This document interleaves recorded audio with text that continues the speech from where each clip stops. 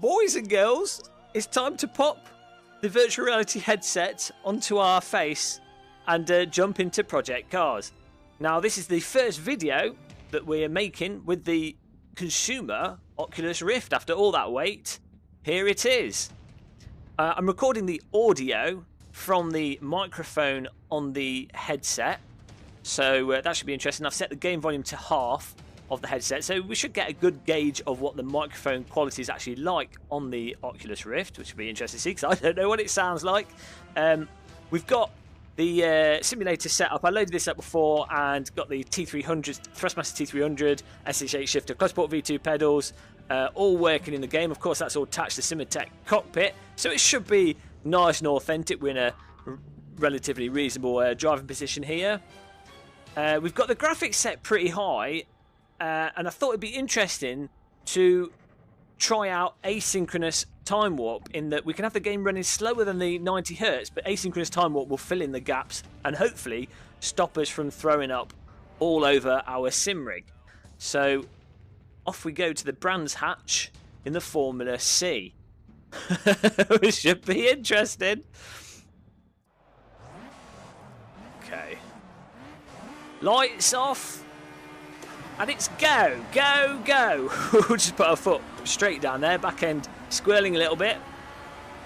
Fantastic sense of depth as always with the headsets. Whoa, sliding down here. Tyres cold. Tyres cold in a vehicle trying to drive into us. Oh! We've just been mullered by a car on the right. We're still going though. Okay. AI pretty brutal in Project Cars. No damage, that's we're okay. So, in terms of visual clarity,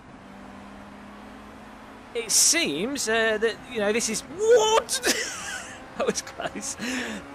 This is very close in terms of the image quality to the HTC Vive, actually, which is nice. Both headsets seem to pretty much offer a similar kind of visual feel to them. Look at him going on the grass. But of course, Project Cars has absolutely fantastic detail in this, the cockpits and the environments. We've only tried the Vive with Live for Speed at the moment, which is a fantastic sim, but visually not as much of a feast for the eyes as Project Cars. As he kicks up some dust in front of us. Really nice, as always, with the VR headset to be able to see inside the cockpit. And you can actually see in Project Cars that the driver's feet, with his little racing trainers, you can see them moving a little bit. As I move my real foot, you see his little foot in the car. This car's a sequential with a clutch. I'm using the shifters on the steering wheel. We've upgraded our car secretly. Broken the rules. But you can see his left foot moving across from the clutch to the brake, so we can left foot brake but also activate the clutch for the sequential. Oh.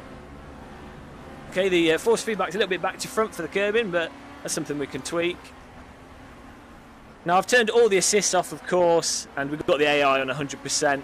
I'm driving like a buffoon, but it's a lot to take in. Interestingly, I think the Oculus Rift, what is nice is that the headphones rest nicely on the side of your face. You can move them on and off your head easily, and the sound's pretty good on them. I mean, they're not as good as my Sennheiser 595s, but you know, it's perfectly usable sound.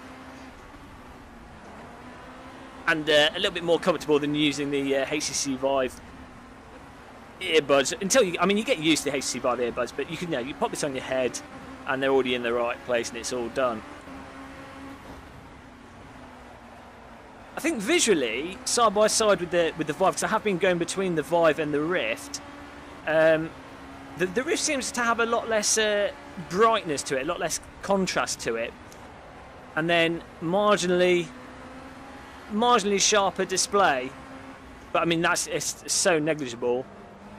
Really, both headsets visually are pretty close. I think the Vive actually pips the Rift in terms of field of view quite a bit. You get a lot more vertical field of view with the Vive, and what I'm going to do is I'm going to have to go side by side probably do it in Live for Speed and some other games that are on both platforms. And literally just take one headset off and put the other one on, go between them multiple times to sort of get a good picture of that. So it's hard to do a comparison. As we've got a driver right next to us, we're forcing him on the grass. Mow the lawn, boy.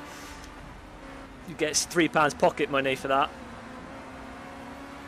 Absolutely incredible driving in VR. It's so much better than driving on the screen. I mean, fair enough that the resolution.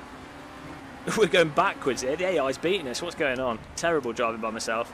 The resolution could still be better, and I think if you're the type of person that's really anal about raw clarity of the image in the resolution, then you know, a very expensive large triple screen setup will still probably do you. But if you're all about the immersion, feeling like you're in the car, looking around, actually feeling like you're in a car, VR is just, even with its shortcomings, absolutely fantastic on both the Rift and the Vive.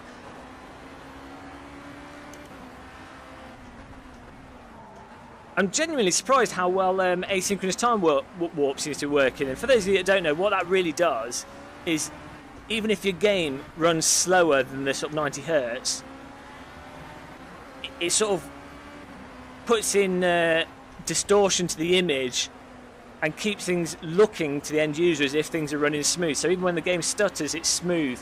I think in the recording it's probably going to be stuttering because the record is not picking up the asynchronous time warp view. It's a different view of the game that it's picking up. So sorry if the frame rate's a bit bad on that. But with a game like Project Cars, which isn't the lightest of games, it's interesting to see how well this works. It'll be interesting to compare that with the Vive, actually. With they have a thing called reprojection. It'll be interesting to see how they both operate on the same game that puts a lot of load, and if it makes it more playable with the Rift than the Vive. Oh, he's gone into the sand. But the detail is incredible. You can see all the track texture details. You can see quite fine to the distance. Again, very similar to the Vive. You sort of get a good sort of 150 or so meters of high clarity, and then it sort of just goes out of focus and blurry, as if you've got sort of I guess if you're a bit short-sighted. Maybe someone that is actually short-sighted in real life using the Rift, they won't notice any difference. But like, this is perfectly crisp. Now, I have had to turn with Project Cars. I've had to turn the shadows off because they don't seem to render properly in both eyes, and reflections are also seem a little bit off. So I've turned them down, but everything else is pretty much on full. And it really is quite a visual feast. I'd be really interested to see what this is like. Okay, we're getting sucked off the track here. I'd be really interested to see what this is like in the dark and with some of the different vehicles. So we'll jump into them after this video. But I mean, it just feels homely now. Having used the DK2 for a long time, and then I sold the DK2 to try and recoup some money to then be able to buy both the Vive and the Rift. It just felt wrong playing on screens after getting used to VR. And now jumping back into the Rift and the Vive, it's like, oh, I'm back home. It just feels right as the AI takes control of the vehicle and we start driving around to look at the scoreboard. We did terrible there, but I'm genuinely impressed how well asynchronous time warp is working to allow this to run smoothly. And I've got no motion sickness sense at all. Feel totally comfortable, which is really good as well. Found especially in Project Cars, actually, with the DK2, it used to make me really motion sick because they were sort of delaying the head tracking and other components that just made you feel a bit queasy. But now it's completely flawless and totally playable. Also, Project Cars, the menus and everything all work perfectly fine. Sometimes you have to go back to Windows, take headset off, and use the mouse on the screen, unless you've got the Xbox controller in your hand. You can't access some of the menus using the keyboard or the D-pad on your steering wheel at the moment, but it's all pretty workable. A lot better than it was with the DK2 days.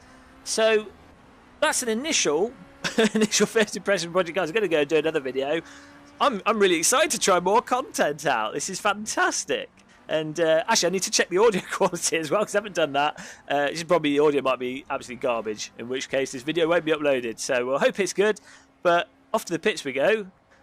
Thanks for watching this video, and if you did enjoy it and you want to see more, don't forget to click the subscribe button and like and all that business.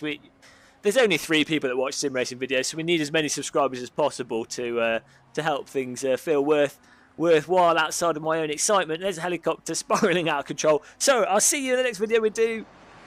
Goodbye.